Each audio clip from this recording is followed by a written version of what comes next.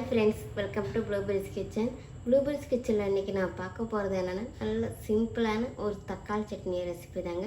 அதிக பொருள் ஒன்றுமே யூஸ் பண்ணாமல் வெறும் 2 பொருள் யூஸ் பண்ணி தான் இன்றைக்கி நம்ம தக்காளி சட்னியை பண்ண போகிறோம். இப்போ வாங்க நம்ம வீடியோக்குள்ளே போகலாம். வீடியோக்குள்ளே போகிறதுக்கு முன்னாடி இப்போ தான் நீங்கள் ப்ளூபெரிஸ் கிச்சனை முறையாக பார்க்குறீங்கன்னா மறக்காமல் கொஞ்சம் சப்ஸ்கிரைப் பண்ணிக்கோங்க. பக்கத்தில் இருக்கிற பெல் ஐக்கானையும் ப்ரெஸ் பண்ணிக்கோங்க. அப்போனா தான் நான் புதுசாக வீடியோ போட்டேன் நீங்கள் என்னுடைய ரெசிபிஸை பார்க்கலாம். இப்போ வாங்க நம்ம வீடியோக்குள்ளே போகலாம். இப்போ நம்ம சிம்பிளான தக்காளி சட்னிக்கு நம்ம தக்காளி வெங்காயம் எல்லாத்தையும் வதக்கி எடுத்துக்கலாங்க. இப்போ இந்த பேன் சூடாகிடுச்சு. அதில் 1 டீஸ்பூன் அளவுக்கு எண்ணெய் ஊற்றிக்கலாம். நான் ஒரு பெரிய வெங்காயத்தில் ஹாஃப் சைஸு இந்த மாதிரி நிகழமாக கட் பண்ணி எடுத்து வச்சுருக்கேங்க. இப்போ நம்ம இதை இந்த பேனில் சேர்த்துக்கலாம்.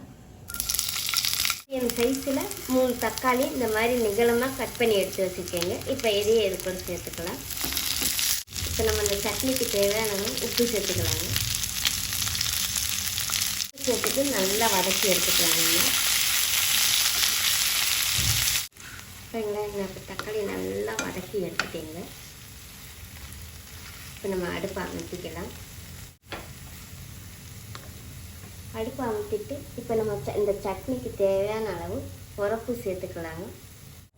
உரப்புக்காக மிளகாப்பொடி சேர்த்துக்கலாங்க.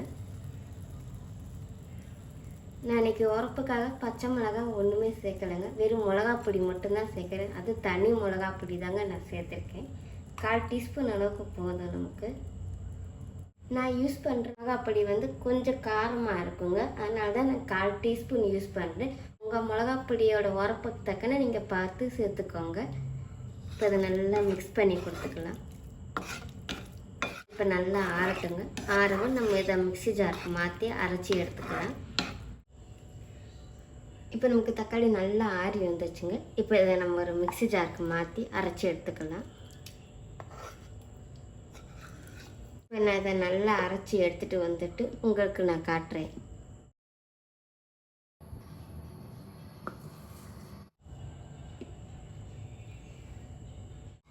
பாருங்களேன், இப்போ அதை நல்லா அரைச்சி எடுத்துகிட்டு வந்திருக்கேங்க. இதுக்கு நம்ம தாளிப்பு ஒன்றுமே கொடுக்க வேண்டாங்க. விருப்பப்பட்டால் வேணால் நம்ம தாளிப்பு கொடுத்துக்கலாங்க. நான் இன்றைக்கி தாளிக்கலை. அதை ஒரு பவுலுக்கு மாற்றிக்கிறேன். அவ்வளோதாங்க. இப்போ நம்மளோட அருமையான தக்காளி சட்னி ரெடி ஆயிடுச்சு.